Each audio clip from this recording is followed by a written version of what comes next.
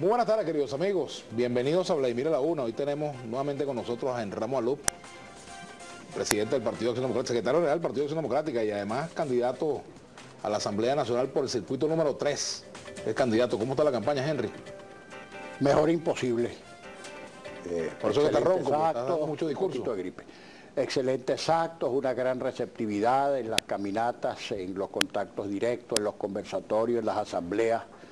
De verdad que estoy muy contento, la gente está muy sensibilizada, veo un ánimo de participación de la gente y debo decírtelo, no veo ni manifestaciones de violencia, ni sobresaltos, ni un respeto generalizado a los candidatos que están promoviendo su candidatura.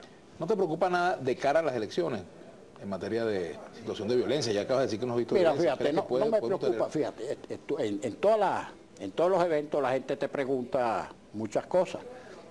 ¿Van a suspender las elecciones? ¿Van a reconocer los resultados? ¿Va a haber tranquilidad el día de las elecciones, etcétera? Bueno, yo te digo, yo estoy tan convencido de que la gente va a votar masivamente, de que la gente va a votar en paz, de que la gente no quiere sobresaltos, ni quiere conflictos, ni quiere confrontaciones, ni enfrentamientos. Y estoy absolutamente seguro también que va a haber elecciones el 6 de diciembre, que se van a respetar los resultados y que de ahí en adelante empieza una etapa muy interesante, por cierto, que muy compleja en la vida política venezolana. Pues para eso están los factores, para resolver y para encarar las dificultades que se puedan presentar. Ahora, ¿no ha habido un espacio, Henry, de conversación con el gobierno sobre los asuntos que pueden ser preocupantes y que pueden ser inmanejables si no se hablan antes del 6 de diciembre? Bueno, hasta ahora no los ha habido. ¿Ustedes lo han procurado? La última vez que conversamos con el gobierno, cara al país, en Cadena Nacional de Radio y Televisión, tú presenciaste el evento. Bueno, eso fue en abril del año pasado, el 11 de abril del año pasado. Pero después de eso no ha habido... No ha habido más contacto, hubo unas reuniones posteriores para tratar de arbitrar, de implementar algunos acuerdos mínimos. Eso quedó en el aire y por supuesto no hubo más conversaciones. Mira, en todos los países del mundo, incluso en medio de las situaciones políticas más tensas, más conflictivas, incluso en medio de las mayores crispaciones, cuando las partes, los contrarios están a punto incluso de irse a la guerra, procuran agotar todas las posibilidades de conversación, de persuasión y de solución pacífica de los conflictos, que eso es lo que quieren los ciudadanos de todas partes del mundo, salvo que estén muy fanatizados. Aquí lamentablemente no hemos tenido esos espacios de conversación, pero bueno, vamos a tener unas elecciones, esas elecciones van a producir un resultado, nosotros estamos absolutamente seguros de cuáles van a ser esos resultados, y nosotros vamos a tener una responsabilidad muy grande y muy directa en los acontecimientos que se van a producir después de las elecciones en adelante, que es una cosa que hay que analizar con mucho cuidado. Yo creo que el gobierno va a salir muy debilitado de ese proceso. Un gobierno que ya en las encuestas y los sondeos de opinión manifiesta evidencia porcentaje de rechazo superior al 80%. El presidente con un respaldo redondeando cifras de alrededor del 20%. Aunque eso no sea así exactamente en la intención de voto, pero en todo caso en la intención de voto, favoreciéndose la oposición en 25 o 30 puntos. Bueno, si se producen las elecciones en medio de esas expectativas y con los números que están reflejando las encuestas, el gobierno va a quedar en una situación muy precaria, de suma debilidad, por varias razones. En primer lugar, porque la derrota genera conflictos internos en quien pierde. Empiezan los distintos factores, se perdió por esto, se perdió por aquello, el culpable eres tú. Pero quien quiera que sea el perdidoso en esa discusión es en el sector del gobierno, y el gobierno no es lo mismo que quede debilitada la oposición a que quede debilitado el gobierno. Pero el gobierno va a quedar en situación muy precaria. Ojo, mira, ¿qué chance hay de que estamos hablando de un gobierno que va a quedar en esa situación de debilidad extrema, y las próximas elecciones presidenciales serían, no sé, de 3 años. Si fuera el término normal, el decurso normal de finalización del gobierno. O sea, esa es una situación delicada, tenemos que ver cómo afrontamos los problemas que se nos vienen encima, costo que ya los tenemos y que se están agravando, desabastecimiento, costo de la vida, delincuencia, inseguridad, colapso de los servicios públicos, etc. Un país que nos tiene que doler a todos, porque si la cosa fuera que no deja que el gobierno fracase, pero porque el fracaso del gobierno es el país el que se perjudica. ¿Qué posibilidad hay de que esa encuesta esté equivocada, Henry? Coño, mira, yo no creo. Mira, Fíjate, Vladimir, en el caso mío no es una percepción porque vea e interprete las encuestas. Es que todas las encuestas, las que contrata el gobierno, las que ordena la oposición, las que ordenan los factores no comprometidos políticamente con ella, te reflejan números más o menos las mismas cifras, pero es la percepción, es lo que tú percibes en el contacto directo con la gente. Es la queja, es el día a día. Mira, incluso déjame decirte, la gente ni siquiera piensa en el candidato tal o en el candidato cual, sino en el voto castigo, que es una cosa que funciona y se expresa en todos los países. Cuando el gobierno es bueno, la gente respalda al gobierno con su voto premio, y cuando el gobierno lo culpan de una mala gestión, viene el voto Henry, castigo. Tú que sabes de derrota y de victoria, porque tú eres dirigente de ADECO y has pasado te has comido las verdes y las maduras en ese campo, ¿cuáles son las señales que en aquel momento en que ADECO comenzó a perder el favor popular se están presentando hoy en día y que tú identificas? Bueno, mira, como cuadro general, la percepción, los rechazos, lo que dicen las encuestas, etcétera. Pero la situación no es idéntica, porque a nosotros nos tocó, digamos, la mala, la cuesta, con un ambiente socioeconómico circundante, que no es tan adverso como el que tiene este gobierno en este momento. Por ejemplo, fíjate, Carlos Andrés Pérez, después del paquetazo, todo lo que ocurrió, pues, sin embargo, se estabilizó la moneda, se estabilizó la economía, no había desabastecimiento, se había detenido la inflación, había un crecimiento sostenido del 8%, y aún así, bueno, vino la crisis, Carlos Andrés Pérez fue enjuiciado, etcétera. Entregamos el poder por vía no destinada al efecto, porque no se trató de una elección, sino de una destitución y de un allanamiento, etcétera, etcétera. Pero es que la situación del gobierno actualmente es mucho más compleja porque el desabastecimiento, la inflación, el colapso de los servicios públicos, la inseguridad. Y otra cosa, mira, que es patética, que es que el chavismo ha pasado de un liderazgo fuerte, muy fuerte, autocéntrico del presidente Chávez, a un liderazgo compartido, fragmentado, no es lo mismo. Yo no sé, porque hacer ejercicios de adivinación o de prospección sobre hipótesis y supuestos no me parece lo más técnico, lo más sensato, pero yo creo que si Chávez hubiera estado en este momento, lo hubiera afectado profundamente la crisis. Claro, no está, murió antes de que esto de que esto colapsara. También pudiera decir pero que a Maduro le tocó medidas. simplemente ser la cola del papagayo, o sea, le tocó la situación última y no se puede salir de eso. Como dicen por ahí, pues, como dice el refrán, limpio y debiendo. Ese proyecto se pudo financiar porque había abundancia de dinero, unos ingresos descomunales. Si a eso tú le sumas el liderazgo carismático, el promitente o ofertista, entonces era otra situación. Ahora, yo creo que si en este momento Chávez hubiera estado vivo administrando esta crisis, le hubiera ido también muy mal. A menos que hubiera tomado las medidas que le recomiendan al gobierno. A menos que hubiera tomado la medida que no era previsible por el esquema, por el modelo. Yo no veo, por ejemplo, a Chávez, como no veo a Maduro, a decir verdad, liberando precios, unificando cambios, estimulando exportaciones. Yo no lo veo en ese plan, no lo veo, aunque dice que no, cuidado si tiene que recurrir al fondo, y el fondo es una receta ácida. Y a veces sin recurrir al fondo tienes que aplicar el recetario y no tienes el contravalor de que te hagan préstamos o te concedan licencias y certificaciones esas que son necesarias para moverse con soltura en el mercado internacional. Si la oposición llega a ser gobierno y le toca ir al fondo, va al fondo sin problema. Mira, yo no puedo decir eso, te repito, a mí no me gusta hacer ejercicios de prospección, pero si tú eres una situación económica, que no tienes caja, estás quebrado, no tienes con qué pagar la nómina, tienes un tremendo hueco, crecimiento cero, tienes que tomar medidas, una de dos. O dejas correr la arruga para que esto se termine, no sé, termine en una matanza, una guerra civil, o tomas algunas medidas así para corregir la economía. Mira, Vladimir, tenemos que hacer una pausa, en la cabeza es... Te tengo que tocar la campana, vamos a hacer la pausa. Okay. Al retorno te pregunto, ¿queda arruga por correr? Ya venimos con Henry Ramos Alup, secretario general de Acción Democrática y candidato a diputado.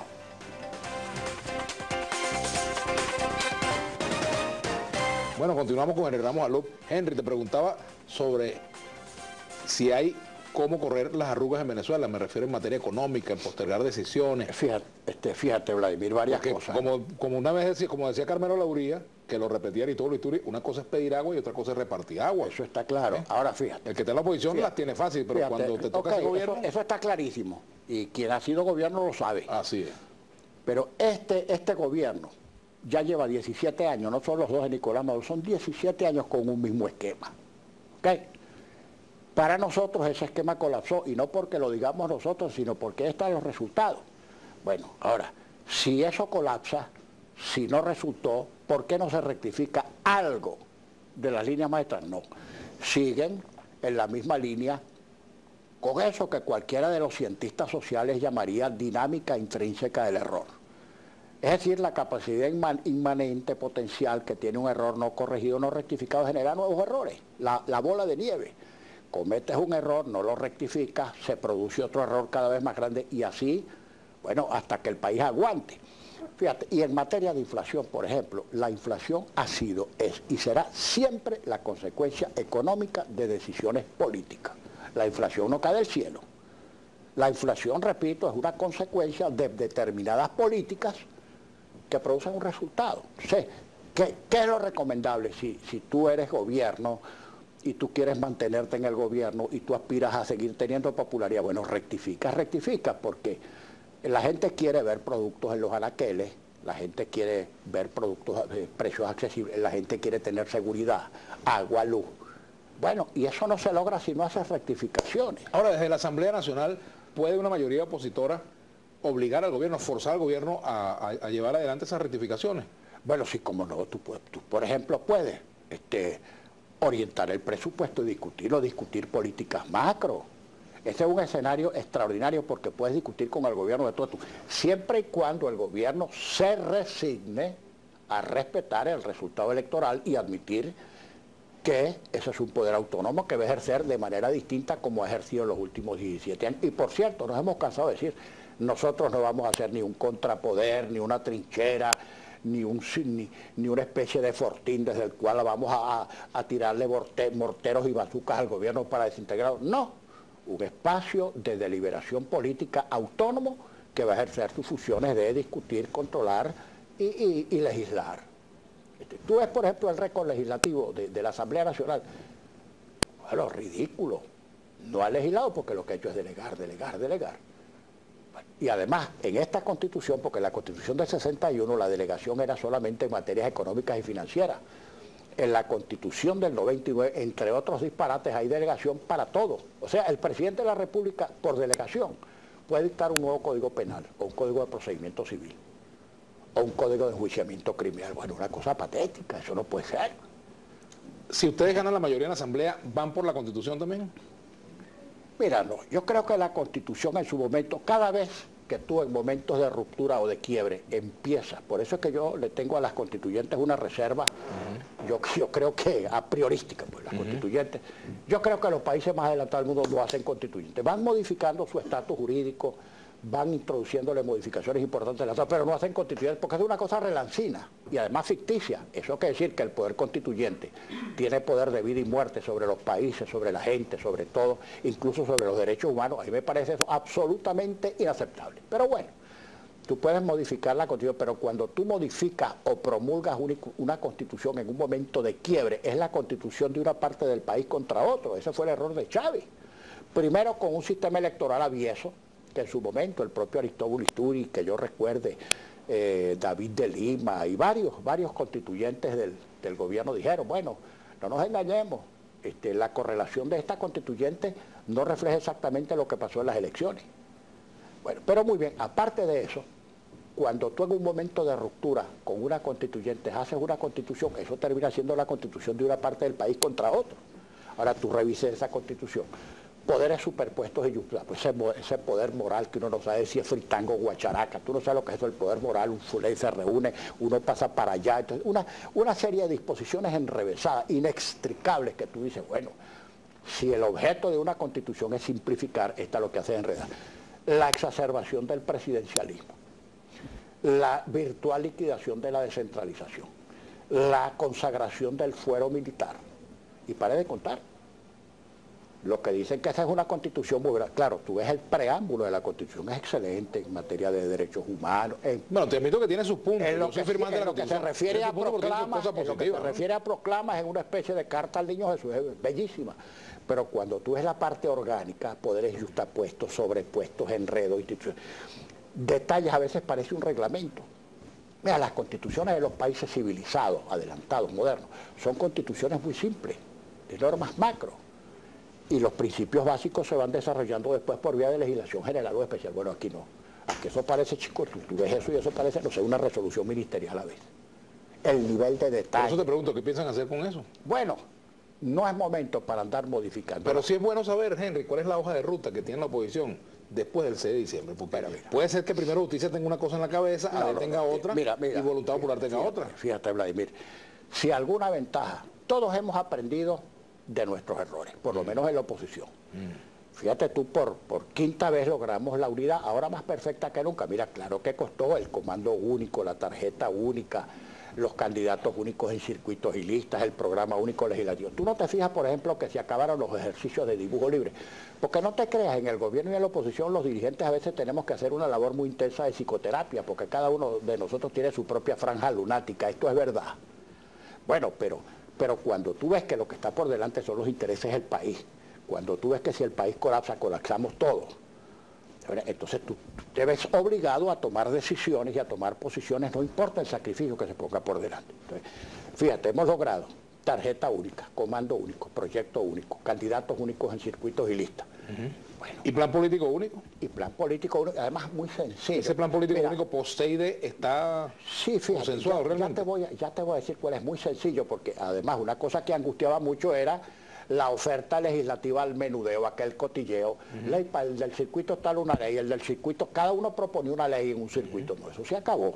Nosotros vamos a proponer, y lo hemos dicho y sostenido, la primera ley, y en eso nos vamos a jugar el resto, la ley de amnistía para la liberación de los presos políticos y el regreso a los exiliados. Ojo, solo imputados por razones políticas, que no vayan a creer que se van a colar bagres entre las guabinas, no, para nada. El que se fue con su culebra porque se llevó unos reales, ese se lo va a proteger la ley, porque además nosotros no vamos a enseñar la patria. Porque la oposición tiene su bagre también. Yo no sé, tú sabes que todo el mundo se quiere montar en el autobús de la amnistía, y de repente una persona que no está perseguido ni por política ni nada, sino porque se choreó una plata, colapsó un banco, etcétera, entonces... Da una declaración afuera contra el gobierno y ya es perseguido. Sí. Bueno, eso no, Mira, Henry, porque por ahí además nosotros no vamos a enseñarle ese flanco al gobierno presentando una ley que nos diga el gobierno, fíjese, ustedes lo que están es favoreciendo gente que se fue con plata. No, nada de eso. Casos que de verdad, con los supuestos que va a contemplar la ley, sea casos de presos políticos y de exiliados políticos. Ojo, y sabemos incluso que va a haber un rifirrafe con el gobierno, que si manda la ley para el TCJ para que diga que es inconstitucional, para tratar de decir que hay violadores de derechos humanos, bla, bla, bla, bla, bla, bla. Bueno, ahí tendremos que contender, porque nosotros no vamos a aceptar burladeros, y que una decisión del Tribunal Constitucional se ponga por encima de la decisión de la voluntad. ¿Puede haber choque de trenes ahí entre los poderes? No puede haber choque de trenes, porque quien nombra disciplina. ¿Quién nombra disciplina? El tribunal no puede chocar. El tribunal no puede chocar. O sea, que si el TCJ hace eso, una decisión del Tribunal Constitucional no puede estar por encima de una decisión de la soberanía popular fresquecita. Fresquecita. Si eso llegara a ocurrir, ¿qué van a hacer ustedes? Hacer valer nuestro poder. Destituyendo al poder constituido. Si no tenemos terceras partes no podemos destituir. Pero cara al país un debate, a ver a quién apoya al país, si a un tribunal constitucional que esté por hacer nugatoria la soberanía popular, o si respaldar a una legislatura que está legislando en favor de los presos y exiliados. Por ahí dice que tú vas a ser presidente de la Asamblea si la oposición gana la mayoría. ¿Tú te compraste la campana ya o no la compraste? Yo no sé. Si fuera yo, sabría qué hacer. Pero si no fuera yo, bueno, lo mismo da. Vamos a hacer la pausa. Ya venimos con el Ramos Alú. Bueno, y Ramos Alú se vino con su tarjetón. Ya vamos a hablar de eso. Te quiero preguntar sobre UNASUR. Está previsto que en estos días ya comiencen a llegar los integrantes de la misión de UNASUR. Todavía no tenemos el nombre de la persona que va a asumir la responsabilidad de coordinar esta misión aquí en Venezuela, pero ¿tienes expectativas positivas sobre la participación de UNASUR? Bueno, sí, parece que al principio el gobierno los invitó creyendo que era una comisión obsequiosa, pero son países que tampoco se van a estar jugando su prestigio a a enviar una comisión parcializada que no diga lo que vio, o que se tape los ojos, o que venga con una posición sesgada a favor de nadie. La comisión parece, por las informaciones que tenemos, viene con una buena integración, con gente experta en la materia, y no importa que le ponga el nombre de acompañantes u observador o lo que sea, yo creo que van a venir a cumplir con una buena labor. Mira, por cierto, que yo no entiendo, porque si más bien todos los países están interesados en invitar organismos de observación para que presencien sus procesos, porque eso es una excelente propaganda desde el punto de vista internacional. No sé por qué esa cerrazón aquí, esa negativa. Ojo, nos estamos llamando, o nos estamos invitando a que participe cualquier organismo partidarista.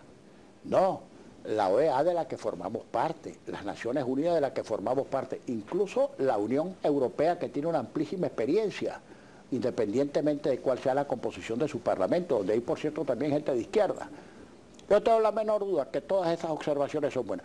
Lo que no suelen ser muy buenos son los invitados de parte y parte, porque entonces, bueno, ¿qué te digo? El gobierno invita, digamos, a Piedad Córdoba o a Eva Gollinger, se sabe que ellas van a opinar a favor del gobierno. Igual la oposición. Así como si nosotros invitamos a nuestros amigos, etcétera, esos van a opinar a favor de nosotros porque ya tienen posición tomada. Pero, por ejemplo, yo no entiendo al respecto lo que dijo Tibisay, que 7 expresidentes electos por el pueblo no sabían de procesos electorales. Yo creo que vengan 7 expresidentes, incluso que no vinieran los que ya han tomado posición, casi que beligerantes, pero que vengan presidentes que no han tomado posición, que podrían expresar, tú sabes, su sola presencia pues le da respetabilidad al proceso, inhibiría ciertos factores que quieran excederse. Por ejemplo, que hubiera venido aquí un Ricardo Lagos, por ejemplo, que no ha tomado parte en la cosa venezolana, no ha opinado, Fernando Enrique Cardoso. Eso, a mí me parece que presidentes de ese, expresidentes de ese talante, el mismo Lula, que pueda venir, que puede ser equilibrado en sus expresiones.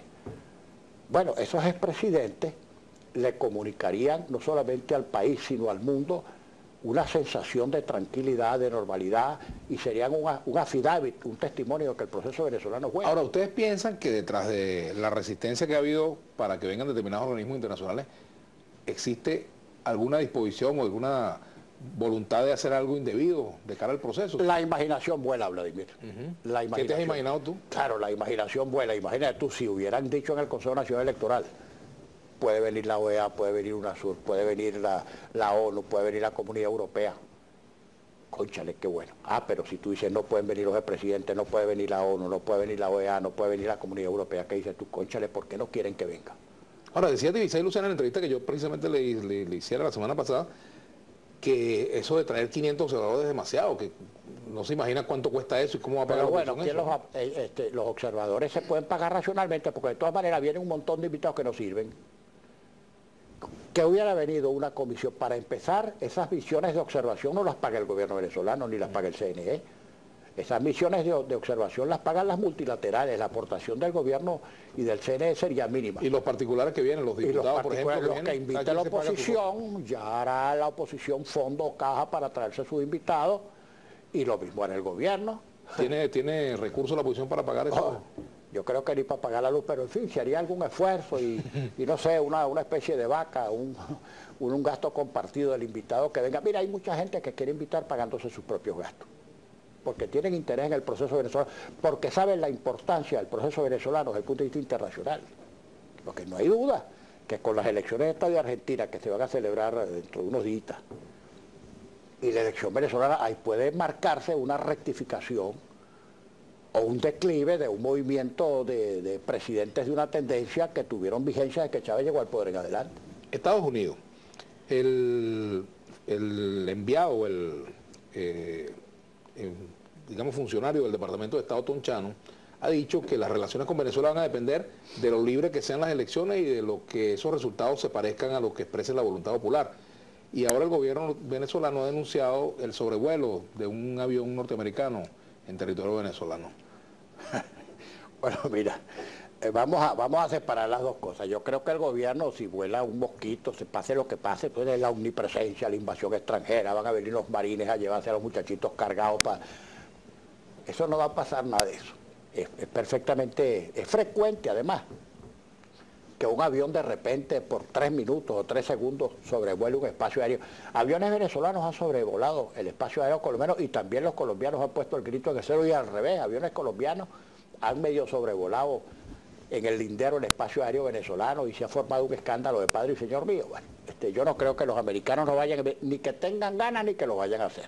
La política cambió y los Estados Unidos lo saben muy bien, y nosotros también lo sabemos, pero siempre hiperbolizar, magnificar los peligros, el enemigo exterior, etcétera, es un recurso político y retórico del gobierno.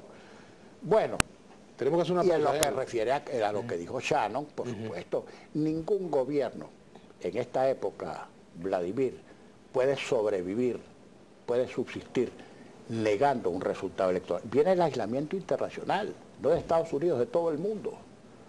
No, por eso es que yo digo, cada vez que oigo hablar de golpes de Estado, a mí yo me río. El presidente Maduro dijo, la última referencia que hizo al proceso electoral, dijo que lo que ocurre allí es santa palabra, lo que diga el pueblo. Sí, bueno, eso lo dijo después de haber dicho una serie de cosas que no ha debido decir siendo presidente. Que si la oposición gana, la revolución coge otro cariz, que se va a echar a la calle. En fin, ha dicho una serie de cosas que hay que ganar como sea.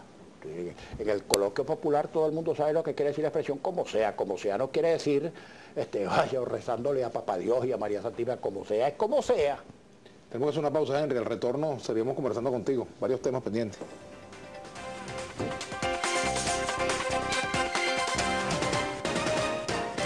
Mira, Henry, si se diera el caso que tú fueses el presidente de la Asamblea Nacional, ¿tú vas a tener un programa de televisión? Oye, ¿para qué? El día que yo quiera tener un programa de televisión, le pediría a una televisora que me nombre animador y me dé un espacio ahí, hago mi programa de televisión cómodamente como animador, no como parlamentario. No me parece, no me parece. Por aquí pregunta... Fíjate, por ejemplo, lo que sí hay que hacer es convertir a NTV, la televisora de la Asamblea, en algo institucional. Tú recuerdas, porque tú fuiste reportero, tú cubriste el Congreso y fuiste también diputado. ¿Tú te acuerdas que la cámara estaba abierta, había un palco de la prensa con todas las cámaras de todos los canales nacionales e internacionales, y además los periodistas dentro del hemiciclo, transmitiendo en vivo y haciendo sus comentarios y haciendo sus reseñas periodísticas de lo que estaban viendo? Bueno, de repente cerraron el hemiciclo, pusieron a los periodistas en una sala y al lado de la secretaría afuera, y entonces no puede entrar sino a NTV, que por supuesto está NTV, cuando está hablando uno de la oposición pone la cámara para el techo. Y cuando están hablando los gobiernos, bueno, de la propia cámara aplaude, el camarógrafo, tú ves al camarógrafo aplaudiendo, chicos. Ahí hay que abrir las puertas para que entren todos los canales y todos los medios y transmitan todo lo que están viendo. En vivo, bueno, regular o malo, que transmitan todo y que los canales se formen su propia opinión. Daniel de la Villa, buenas tardes, una pregunta, ¿habrá elecciones? Sí, claro que habrá, señor Daniel, tenga confianza que sí va a haber elecciones. Aquí dice Dan Camargo, candidato en el circuito 1 de Falcón, hay que poner a trabajar más a la MUD, está en un 50% y el candidato lo está echando todo. No sé qué quiere decir aquí por eso, ¿no? Otros comentarios por aquí. Dios mío, ¿hasta cuándo Ramos Alú? Hasta que la gente vote por él. En la próxima elección esa que dice hasta cuándo, láncese a ver si cuaja. Es un tuitero que se llama Xiomarela, se llama esta tuitera, ¿no? Ajá. Aquí dice Carlixto Viva, líderes como el señor Ramos Alú son los que tienen este país así, cuando no se quieren a sí mismos van a querer un país mejor. No entiendo lo que te quieren decir, pero bueno. Yo tampoco. Cuando redacte un poquito mejor, a lo mejor le contesto. Gladmari Frayel, la oposición se merece una oportunidad, basta de socialismo vacío y fanático. Ramón Mirabal dice, Henry, no le temen que Divisaí Lucena sea otro Jorge Rodríguez y salga de escena de más chavista que el propio Chávez. No, yo creo que el Consejo Nacional Electoral tiene que jugar un papel institucional y tiene que reconocer, no obstante, su corazoncito. Carlos Espinosa, me informaron que Henry negoció con Diosdado los curules de la Asamblea por unos contratos otorgados a su yerno. Yo no tengo yerno. Ajá. Luis Olaf, ¿será que Alup se atreve a explicar el paquetazo que quiere que se le aplique a Venezuela o prefiere el guabineo? No, yo no estoy hablando de paquetazo, yo estoy hablando que el gobierno, este o el que venga, tiene que tomar medidas económicas correctivas, algunas de las cuales van a ser ácidas. Este gobierno, o el gobierno que venga, a menos que este o el que venga aspiren a que esto siga deslizándose cuesta abajo. Ahora, Henry, yo he visto las cuñas del PSUV en las cuales se muestra a diputados de la oposición votando contra algunas políticas sociales, contra créditos adicionales para financiar aumentos salariales. Cortes hechos, cortes, o sea, agarran y del contexto de una intervención general, una vez, por ejemplo, de Stalin González y otra de Carlos Eduardo Berrizbeitia, tú sabes, hacen un corte, lo que es una falta de respeto, porque nadie puede utilizar la imagen de otra persona sin su autorización para ese tipo de Pero en todo caso, que el fondo del asunto... No es verdad. Lo que pasa es que los créditos adicionales, tú no puedes aprobar créditos adicionales ingéneres para vivienda en la esquina del Mamey. No, tú tienes que, para un crédito adicional, explicitar el proyecto, el monto, en qué estado está ese proyecto. Bueno, tú fuiste parlamentario y fuiste secretario de la Cámara. Tú sabes que un crédito adicional tiene que ser explicitado. Explicitar el origen de los fondos, el detalle de la obra o del acto que va a ser sufragado con el crédito adicional, y todos los detalles. Henry, ¿la oposición le tiene temor a los motorizados del chavismo? ¿Esa cuña hizo un efecto? Mira, fíjate, yo en mi recorrido, en mi camino, conseguí un montón de motorizados con nosotros, que se retratan y incluso se quejan del precio de los cauchos de la motocicleta, de los repuestos, de todo. Es posible que el gobierno siga pensando en que con algunos motorizados va a intimidar, que se busquen otro recurso intimidatorio porque ese no funciona. A lo mejor se produce el día de las elecciones o antes o después algún grupito en algunos centros específicos de algunos merodeando por ahí, porque tengan cuidado, porque el Plan República, si actúa conforme a derecho, no les va a permitir ningún tipo de atropello ni de ventajismo. ¿Confía en el Plan República? Hasta ahora sí, pero quiero ver los detalles que nos digan explícitamente el operativo, cómo lo van a desarrollar y sobre todo que adquieran compromisos firmes con relación a... Ellos no están para chequear credenciales de testigos ni credenciales de miembros de mesa. Ellos están para custodiar el proceso. Ellos deben prohibir que se haga propaganda en las proximidades de los centros electorales. Ellos no pueden hacerse la vista gorda con relación a presencia de colectivos intimidatorios. Ellos no pueden permitir tampoco que se cierren los centros de votación fuera de las reglamentaciones previstas. Tenemos que hacer una pausa. Al retorno seguimos con el Ramos Alup.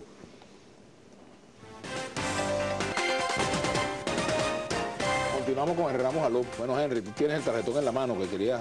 Sí, bueno, el tarjetón, como estamos invitando a la gente a votar, esta es la única tarjeta de la oposición. Ahora, la tarjeta que está al lado... Unidad con la manito, esta es abajo y a la izquierda, pero fíjate, es la única de oposición. Pero fíjate que la tarjeta que está al lado de mi unidad tiene candidatos opositores, nadie más opositor que Pablo Medina y nadie más opositor que Gómez Sigala. Bueno, yo no sé, pero esa tarjeta es del gobierno. Esa tarjeta es del gobierno.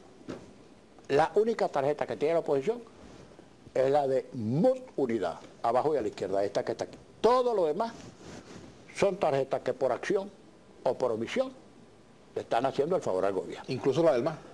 Todas. Henry, aquí hay otra pregunta. Comentario. Pregúntale si él va a respetar los resultados, Luis Terán, y si está de acuerdo con que nos endeudemos con el Fondo Monetario.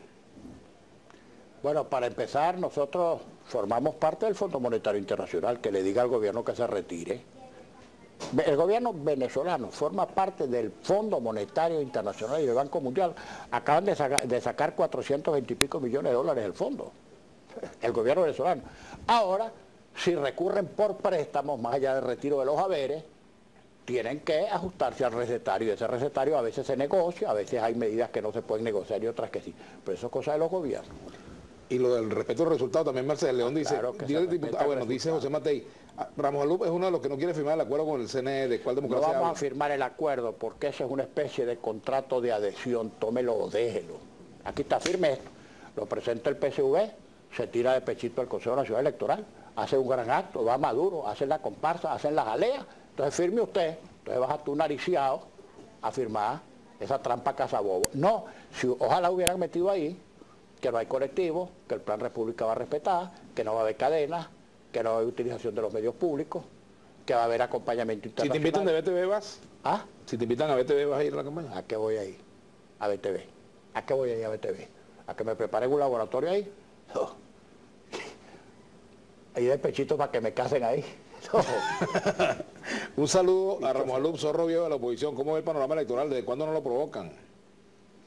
Yo veo, mira, yo tengo fe ciega en que vamos a tener elecciones. Mira, no es pálpito, no es convicción, que que tuve un sueño, que el anime pica pica, que las ánimas del purgatorio. Fe inconmovible, creencia absoluta que vamos a tener elecciones, que vamos a tener elecciones en paz, que todo el mundo va a respetar los resultados y que la oposición va a obtener un resultado espectacular. El presidente Maduro dijo que si no logra llegar al 1.000.000 de viviendas en diciembre se va a quitar el bigote. Si la oposición no gana, ¿qué te quitas tú? Bueno, una observación. Maduro ha dicho que se va a quitar una cosa que se reproduce, que es el bigote. Que se corte una cosa que no se reproduzca para ver que la ponen en serio. Bueno, yo no me voy a cortar nada porque vamos a ganar. Yo necesito poner premio. Buenas tardes, saluda a Romualdo Digara, que la victoria de él será como nunca. Bueno, muchas gracias. Por aquí te dice Jesús Castillo, tenemos que convocar una constituyente luego del 6 de este desastre, el gobierno no puede seguir. Pregúntale al invitado a Romualdo, ¿qué pasó con las pruebas que iba a presentar del fraude? Elías Mora. Es que el libro existe, fue un libro que dirigió Enrique Mendoza, donde está suscrito además por Gabriel Puerta Ponte, Gerardo Blay, una serie de técnicos de la Universidad Simón Bolívar.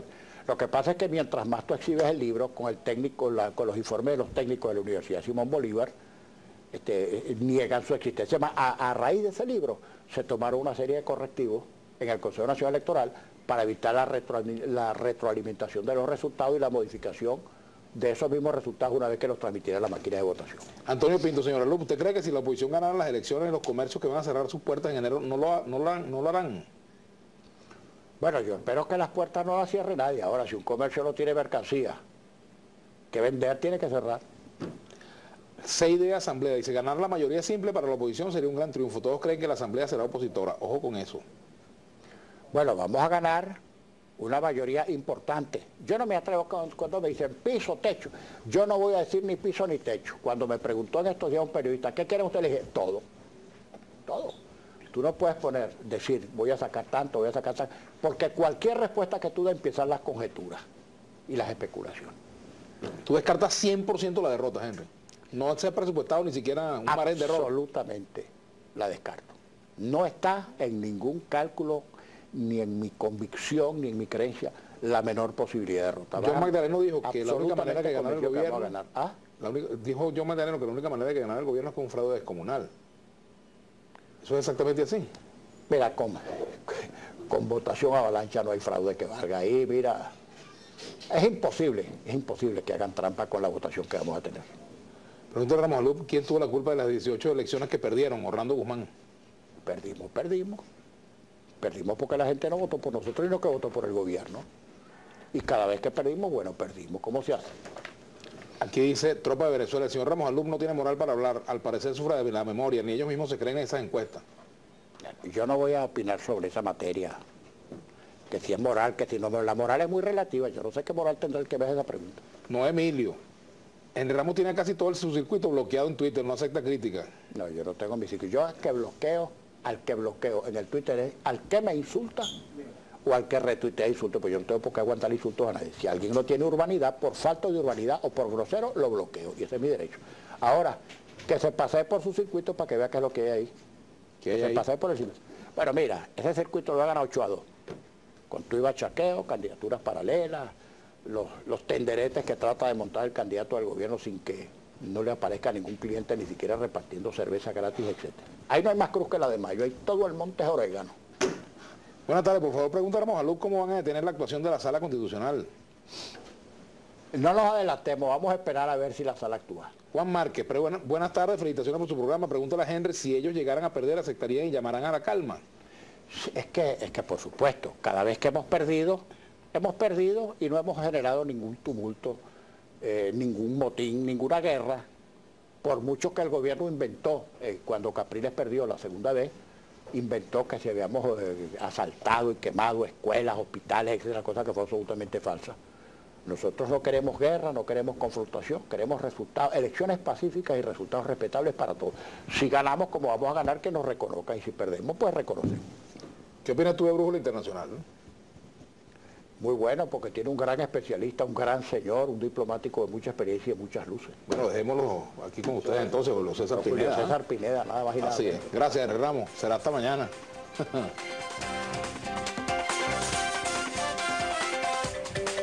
Seguros La Vitalicia.